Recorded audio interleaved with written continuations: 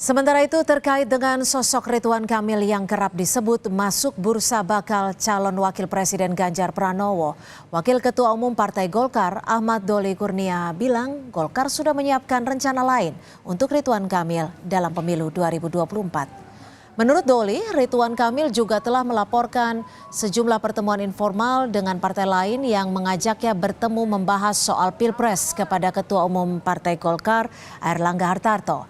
Namun Partai Golkar menegaskan tetap mengusung Airlangga dalam Pilpres 2024. Hingga kini dipastikan belum ada pembicaraan maupun pertemuan resmi dengan partai lain untuk membahas Pilpres selain dengan partai-partai yang sudah berkoalisi dengan Golkar.